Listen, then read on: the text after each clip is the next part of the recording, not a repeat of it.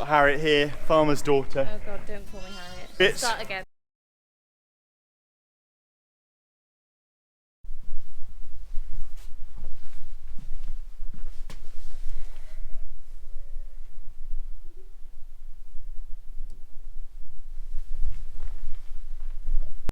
Loads of milk.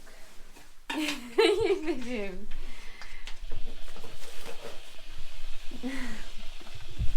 I bet you all wonder what vets do in their free time, especially farm vets, and it's go lambing, obviously.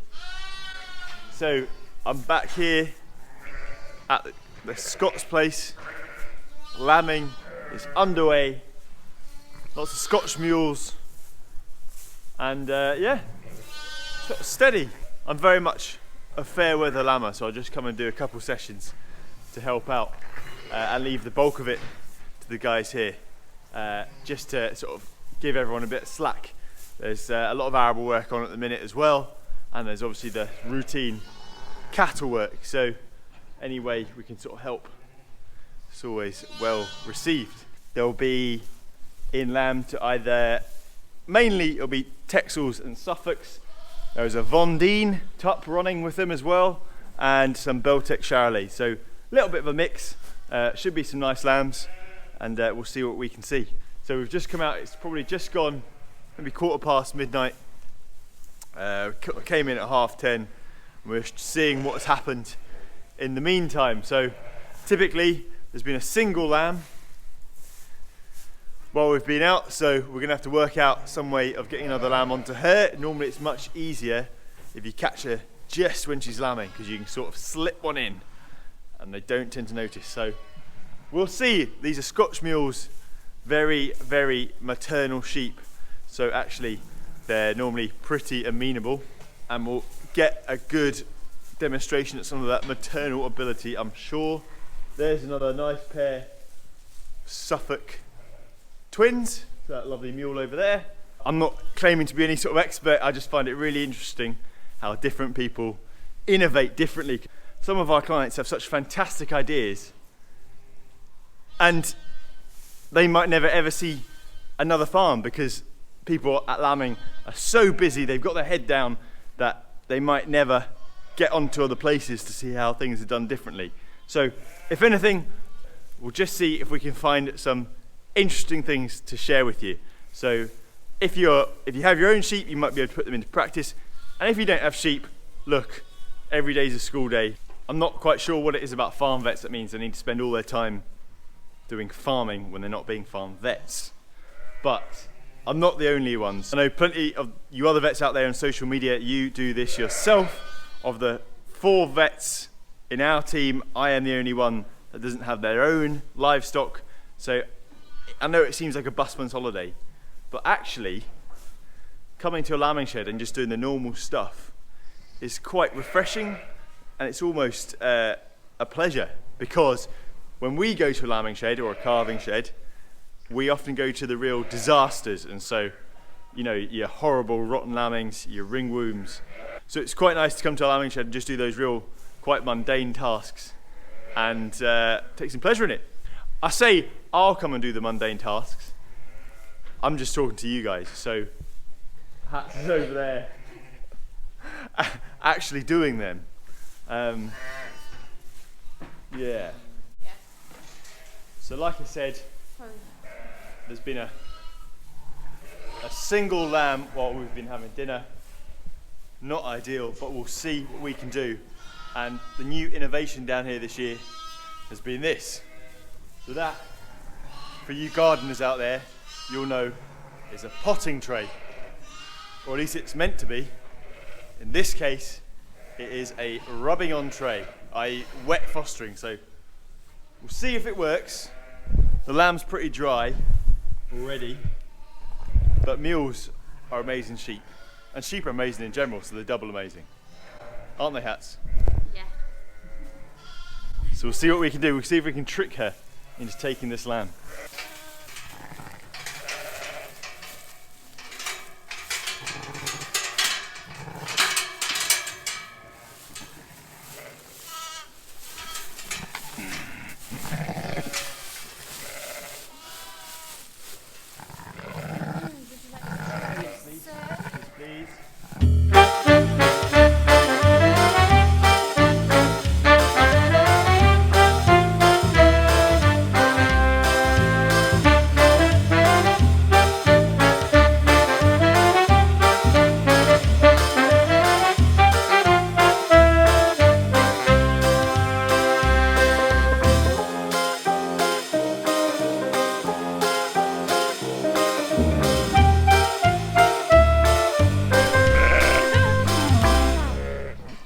see there, again, everything's pretty dry by now.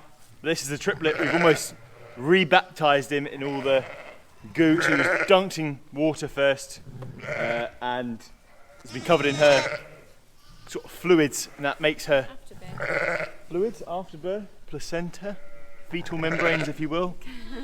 And that's to make him smell like her lamb, because sheep recognise their lambs by smell. So we'll see what happens. It's not a perfect situation, but hey, we solve problems here. We solve problems, we don't create problems. Right, so.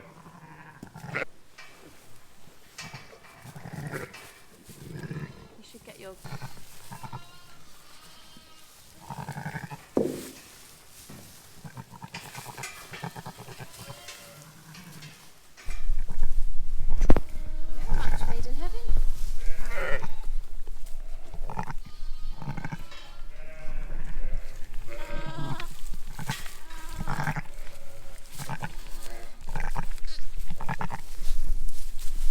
So that's exactly what we want to see. We'll just back off for now to give them a bit of bonding time. But it's that sort of licking and that sort of lovely sort of grumbling maternal noise they make. If she decides she doesn't want him a bit later, we'll get him on the teat. Suckling again is a really important thing to get those maternal hormones going. But touch wood, looks like she likes him. Another success.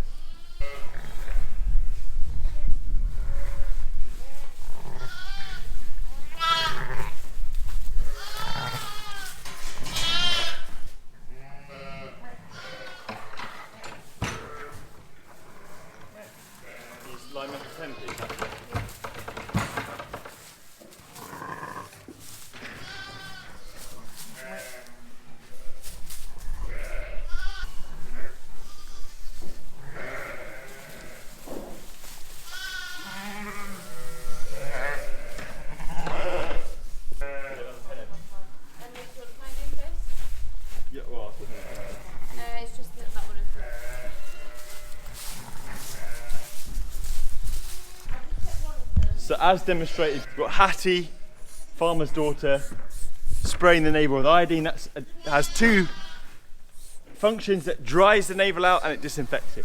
Of course, I keep on telling her she should be dipping the navels. But I know better. But she knows better. Let me know if you spray or dip navels in the comments. But anyway, that maternal nature of those Scotch mules, beautifully demonstrated by how well they follow their lambs. For those of you who don't know too much about different types of sheep, not all sheep behave that way. I know mules aren't for everyone. If I had sheep, would I have mules? I don't know. Do I like to work with them? Yes, because they're docile, they are pretty calm, they're very maternal. Some people would say they need a bit too much of this, but they do give you a lot back in return. They're really milky, they have lots and lots of lambs. And really it's horses for courses. So that's us sort of tidied up now. All the ewes that have lambed while we've been inside, we've sorted them out. We'll keep an eye on anything that looks imminent, and otherwise I'll watch Harriet sort the rest of the pens out, i.e. put the lime down, put more straw on. We'll go around the little lambing pens and we will see if anything needs a top up, i.e. air. If anything's looking a bit empty, if it's not had a big enough meal for the evening, we will top it up either off the ewe or using some milk replacement. And other than that, we'll just make sure everything's sort of fit and ready for the early morning shift. So Golly will be out early doors, probably 5 o'clock-ish, and he'll see to the rest, get the day off to a good start. So I'll show you now exactly what we want to see when we're checking these lambs.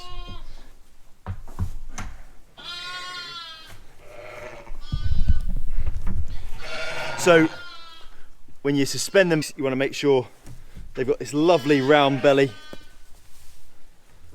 See that?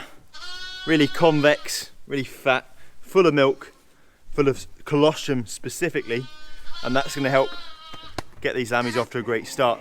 The other thing is it has a lovely dry navel, and hopefully you can see that. So that umbilical cord,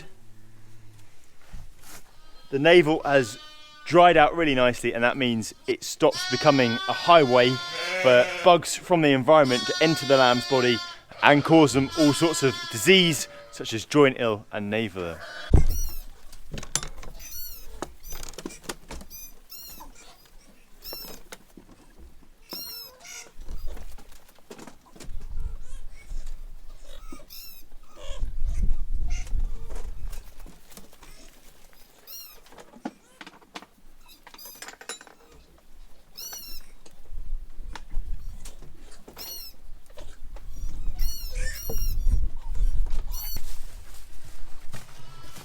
What do you think of these lambing pens?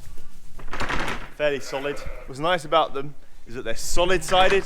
The lambs can't get in between. You can imagine if these were like all like these, lambs can often get in between these gaps. They can mix, they can get nose to nose. So if there's a bit of a bug going through, it can spread the whole way along the row. Whereas with these, every sort of ewe and lamb unit is very contained. So the ewe and her lambs will spend a short amount of time in here, maybe 24 hours, and then they'll go out to a much bigger, looser pen with some other ewes and lambs, and then from there, depending on the weather, they'll go out to the field, out to grass, which really, when the weather's good, is the best place for them. Again, I'm just here as a fair weather lammer. Hattie is doing all of the work. So Hats, what are you doing there now? Spreading lime. Lime? And why are you spreading lime? To soak up any moisture. Say that again, say it louder. To soak up the moisture. Soak up the moisture. And why are you soaking up the moisture? So we don't get things like any like bacterial problems like watery mouth. Watering, very right? good, very good. I'm doing my homework. So yeah, so that lime, and that particular brand of lime is Hydromix, but really it's any sort of hydrated lime. It just really dries out the straw before we put another layer of straw on top. And so that you've got to remember that bugs that cause things like joint ill, navel ill, watery mouth really thrive in damp conditions. So the more we dry it out, the less hospitable we're making the environment for bugs, and so we're protecting the lambs like that.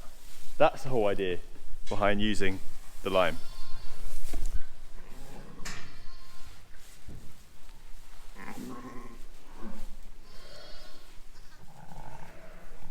It's really quite easy, this, isn't it, Hats? So I think that's 6 lambs, 3 set-ons. So that's those wet adoptions you saw, or rub-ons as they call them up here.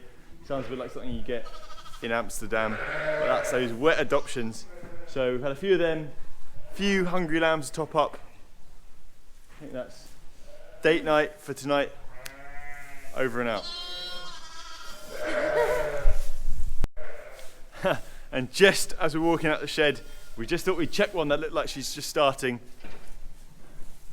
And she's already had her first lamb. So we'll get her out into a lambing pen and we'll leave her to it.